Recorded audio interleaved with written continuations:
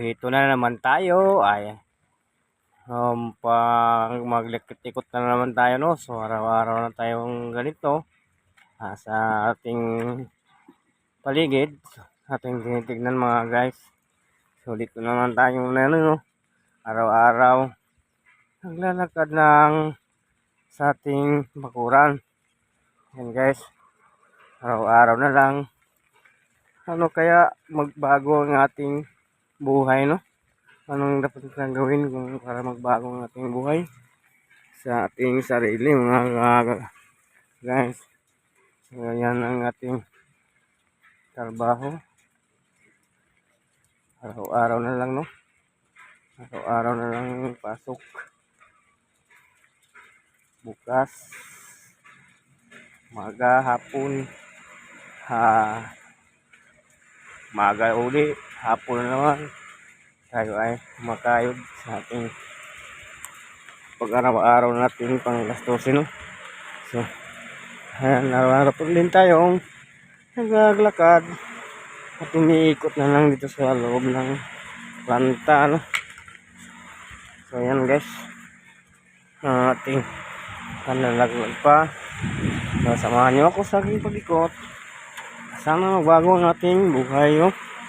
Tayo ay papasok at aakyat na sa ating mga gawain. Ayan. Ay aakyat na, no? Tayo ay hagdanan lamang, no? Huwag dalan. Ayan mga guys. Pasok.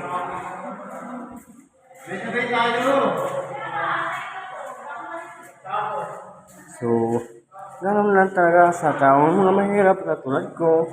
Lagi lang kumakayod pag araw-araw sa gawain ng establishmento para lang mabuhay sa mundo. So, tayo ay umakyat papunta sa 9th floor. So yan, umakyat tayo. Tayo umakyat. Mahirap ng pagpaakyat. Ay iba yung expression sa hangin ng mga lalanghap mo. Ang pababa naman ay medyo magaan.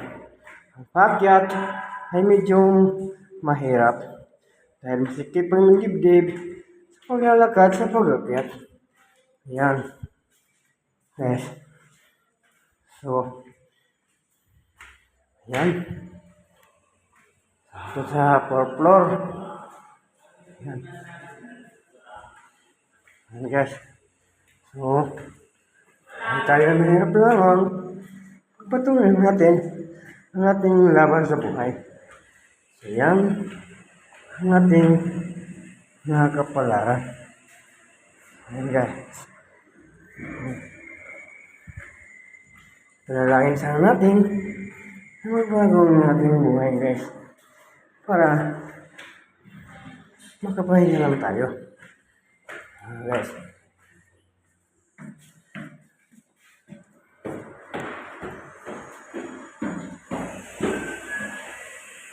Okay, ito lang tayo palagi. Araw-araw. Araw-araw lang.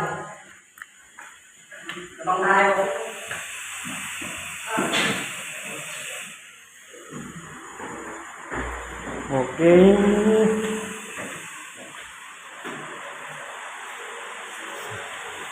Ayan mga kasingching. Ayan. Mahirap paakyat. Mahirap ang hangin. Lumadaloy sa hagdan ng mga guys. Dito tayo sa 9th floor.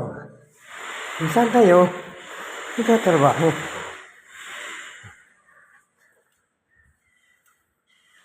Salamat guys sa inyong pagsubaybay.